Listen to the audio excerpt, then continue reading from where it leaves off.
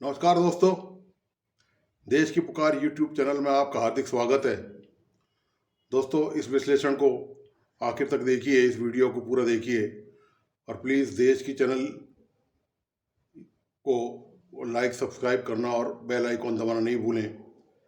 दोस्तों, आपको याद होगा कि जो पिछली जो दो डिबेट मैंने करी थी, जो विश्लेषण मैंने किए थे, उनमें मैंने ये साफ संकेत दिए थे, इस बात के लगभग स्पष्ट कह दिया था कि ये जो राजस्थान में कांग्रेस में जो विवाद चल रहा है सचिन पायलट और अशोक गहलोत के बीच में, जिसमें दिल्ली में जाकर दोनों ने पार्टी हाईकमान के सामने बातचीत की है, वार्ता की, और वहाँ पर ये समझौता हुआ कि दोनों मिलकर एकजुट रहेंगे और राजस्थान में आगे आने वाले चुनाव में बीजेपी का संयुक्त तौर पर मुकाबला करेंगे। आपको याद होगा, उस विश्लेषण के दौरान मैंने साफ कह दिया था कि ये विश्लेषण टिकाऊ नहीं है, ये समझौता अस्थायी है और निश्चित तौर पर अशोक गहलोत सचिन पायलट के किसी भी बात को नहीं मानेंगे आसानी से। आपको ये भी याद होगा कि जब ये समझौता वार्ता दिल्ली में परसों हुई थी, उससे एक दिन पहले ही जस्ट अशोक गहलोत ने सार्वजनिक मंच से एक ज़बरदस्त टिप्पणी की थी।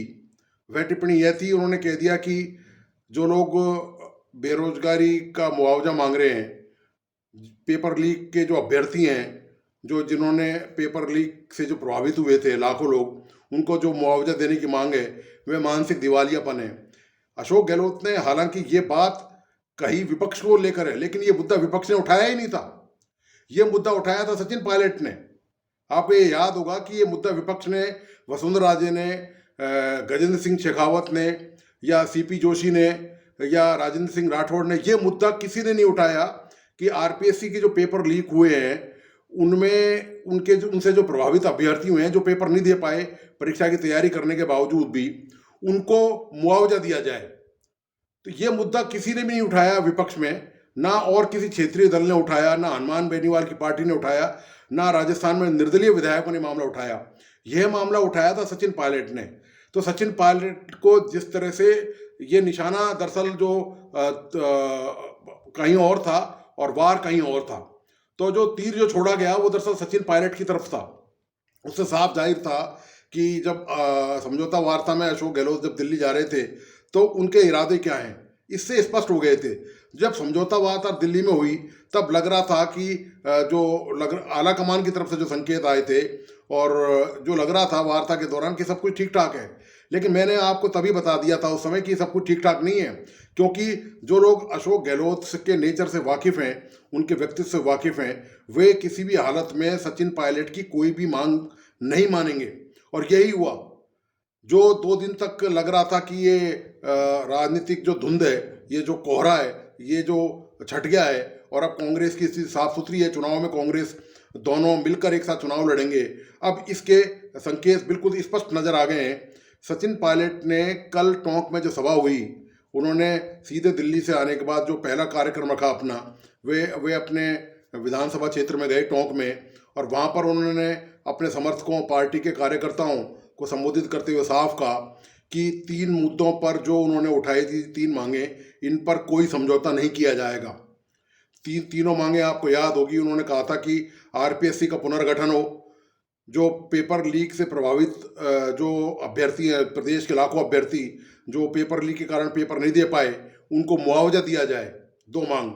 तीसरी मांग, उन्होंने वसुंधरा राजे के खिलाफ जो करप्शन के आरोप लगाए थे, जो आरोप अशोक गहलोत, मुख्यमंत्री अशोक गहलोत ने जब विपक्ष में थे, कांग्रेस जब विपक्ष में थी, उस समय जब पिछले 5 साल पहले वसुंधरा राजे का राज था, भारतीय जनता पार्टी का राज था, तो जब अशोक गहलोत ने जो आरोप लगाए थे कि माइंस को लेकर, खनन घोटाले को लेकर, शराब माफिया को लेकर और खनिज माफिया को लेकर और तमाम जो दूसरे तरह के घोटालों के जो आरोप थे, वो अशोक गहलोत ने लगाए थे। तो सचिन पायलट की मांग ये थी कि इस मामले की जांच की जाए।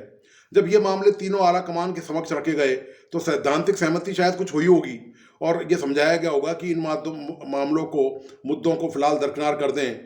तो सचिन पायलट एक बार तो शायद सहमत हुए होंगे निश्चित तौर पर। हालांकि इसका खुलासा, चूंकि ये 3 लोगों में बैठक है, लेकिन अब जो रिजल्ट जो बाहर आए निकल कर, उससे साफ संकेत है कि तीनों ने मिलकर इस मामले में एक सहमति बनाई होगी।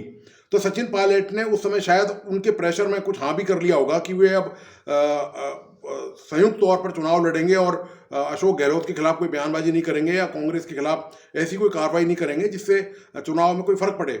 लेकिन निश्चित तौर पर आलाकमान ने उनको कोई ठोस आश्वासन नहीं दिया। ठोस आश्वासन मतलब ये कि राजस्थान में कांग्रेस की जिम्मेदारी उनको कुछ नहीं दी, ना उनको कोई प्रदेश अध्यक्ष पद का कोई आश्वासन दिया गया, ना जो अब जो चुनाव होने जा रहे हैं विधानसभा के, ना यह आश्वासन दिया गया कि उनको मुख्यमंत्री के तौर पर प्रोजेक्ट किया जाएगा और उनको सामने रखकर ही चुनाव लड़ा जाएगा। यह अशोक गहलोत पहले भी संकेत दे चुके हैं इस बात के, और उनके समर्थक दे चुके हैं खुलेआम। आपको याद होगा उदयपुर में जो बैठक हुई थी जिसमें सीपी जोशी भी शामिल थे और एक दो मंत्री भी शामिल थे, खुद अशोक गहलोत शामिल थे। तो सीपी जोशी सहित दूसरे जो विधानसभा अध्यक्ष हैं सीपी जोशी और दूसरे जो मंत्री हैं, उन्होंने साफ संकेत दे दिए थे कि ये जो चुनाव है ये अशोक गहलोत को मुख्यमंत्री प्रोजेक्ट करते हुए ही लड़ा जाएगा। ये स्पष्ट संकेत दे दिए गए थे उस समय। लेकिन इसके बावजूद भी कांग्रेस हाईकमान यह तय नहीं कर सका कि वास्तविक स्थिति क्या है और किसको सामने रख के चुनाव लड़ना है। हालांकि अशोक गहलोत द्वारा जब हाईकमान से बैठक हुई तब यही कहा गया कि जो पार्टी हाईकमान वो 2-3 बार मुख्यमंत्री रह चुके हैं और ये जो भी वो कुछ हैं वो पार्टी की बदौलत है। इस तरह के बयान उन्होंने जरूर दिए कि वे पार्टी हाईकमान का कहना मानते हैं और कांग्रेस में पार्टी हाईकमान ही सब कुछ होता है। हालांकि यहाँ एक बात मैं रेखांकित कर दूं कि अशोक गहलोत ये बात जरूर कह रहे हैं कि वो पार्टी हाईकमान जो आदेश देंगी, जो निर्देश देंगे वहाँ से, वह उनकी वो कांग्रेस के सिपाही रहे हैं और कांग्रेस के कार्यकर्ता से लेकर उन्होंने मुख्यमंत्री तक का सफर तय किया है। वे कांग्रेस हाईकमान के निर्देशों का पालन जरूर करेंगे। लेकिन आपको याद होगा कि अशोक गहलोत ने ही जब मल्लिकार्जुन खड़गे जयपुर में आए थे विधायकों का मानस टटोलने के लिए, जब राष्ट्रीय अध्यक्ष पद में अशोक गहलोत ने नामांकन दाखिल किया था, तब अशोक गहलोत के 2 समर्थकों ने पीएचडी मंत्री जोशी और आरटीडीसी चेयरमैन राठौड़ के घर पे विधायकों का जमावड़ा लगा था मल्लिकार्जुन की मौजूदगी में ये दिखाने के लिए कि ये विधायक अशोक गहलोत के समर्थन के में, जबकि ये बैठक होनी मल्लिकार्जुन के यहाँ के साथ चाहिए थी। तो इससे अशोक गहलोत ये बात कहें कि वे कांग्रेस आला कमान की सारी बात मानते हैं, तो ये तो इससे जाहिर हो जाता है कि अशोक गहलोत कितनी बात मानते हैं। अब रहा सवाल सचिन पायलट का, तो सचिन पायलट ने जो टोंक में जो सभा हुई कल, उन्होंने जो सभा की है उसमें उन्होंने स्पष्ट कह दिया इस बात को लेकर कि वे युवाओं के मामले में साथ हैं, वे करप्शन के मुद्दे को लेकर कोई समझौता नहीं करेंगे।